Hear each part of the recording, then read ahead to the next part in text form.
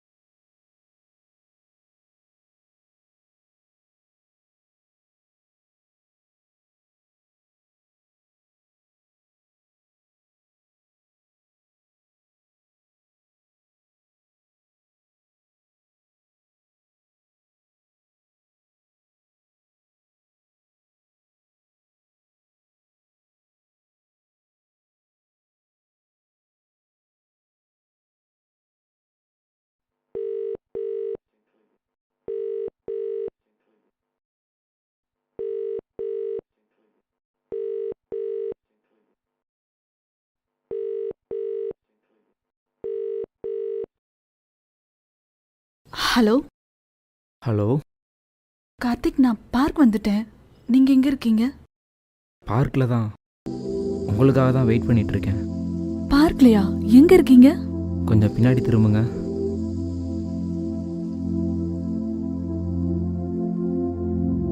கார்த்திக். கார்த்திக். நீங்கள் கார்த்திகா? ம். நிஜமா?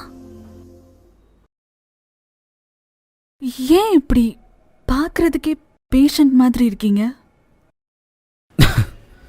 நான் ஒரு எய்ட்ஸ் பேஷண்ட், அப்புறம் வேற எப்படி இருப்பேன்? இல்ல, பொய் சொல்லாதீங்க கார்த்திக். நான் ஏன் உங்ககிட்ட போய் சொல்ல போகிறேன்? நான் இங்கே வந்ததே உங்களை பற்றி நான் தெரிஞ்சுக்கிறதுக்காக இல்லை, என்னை பற்றி நீங்கள் தெரிஞ்சுக்கணுன்றதுக்காக தான். சாரி, என்னால் ரொம்ப நேரம் நிற்க முடியாது. அருண் ப்ளீஸ். எப்படி? அவங்க அப்பாவோட சபல புத்தி, அவர் வெளியே செஞ்ச தப்பால் வீட்டில் இருந்த அவங்க அம்மாவை அச்சை பேசண்டானாங்க. தான் ஒரு அச்சை பேசன்ற கூட தெரியாமல் அவங்க கொடுத்த தாய்ப்பால் தான் இன்றைக்கி அவர் கொஞ்சம் கொஞ்சமாக கொண்டுகிட்டு இருக்கு. எவ்வளவோ சொத்து இருந்தும் அவரால் எடுத்துக்க முடியல. அது எல்லாத்தையும் எங்கள் ஆசிரமத்தில் நாங்கள் தான் பார்த்துட்ருக்கோம். ஏதோ எங்களால் முடிஞ்ச வரைக்கும் இன்ன வரைக்கும் அவர் காப்பாற்றிட்டுருக்கோம். இதுக்கப்புறம் நல்ல மனுஷன், எந்த தப்புமே பண்ணல. ஆனால் இப்போ கொஞ்சம் கொஞ்சமாக செத்துக்கிட்டு இருக்கேன். ஒரு நிமிஷம், கொஞ்சம் தனியா பேசிட்டு வரேன். நான் என்னென்னமோ கற்பனையோட வந்தேன். கற்பனையோடையே செத்துருக்கலாமோன்னு தோணுது. ஃபேஸ்புக் லவ் தான் கார்த்திக், ஒத்துக்கிறேன். ஆனா உங்க கேரக்டர், ஹெல்பிங் டெண்டன்சி இதெல்லாம் பார்த்து உங்க கூடவே வாழணும்னு தோணுச்சு.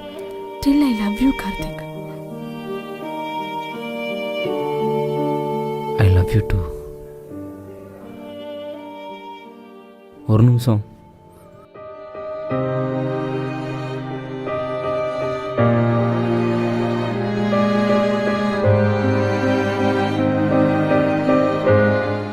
தேங்க்ஸ். என் லைஃப்பில் இப்படி ஒரு நாள் வரும், இப்படி ஒரு சீன் நடக்கும்னு நான் நினச்சதில்லை. ஒன்றே ஒன்று மட்டும்தான், நீங்கள் லவ் பண்ணுங்கள், கல்யாணம் பண்ணுங்கள், தப்பே இல்லை. பட் கடைசி வர உங்கள் லைஃப் பார்ட்னருக்கு உண்மையாக இருங்க. எங்கள் அப்பா பண்ண தப்பால் தான் அவரும் எங்கள் அம்மாவும் இன்றைக்கி உயிரோடே இல்லை.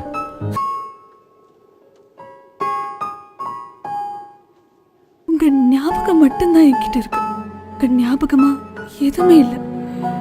இதை நான் எடுத்துக்கிறேன்.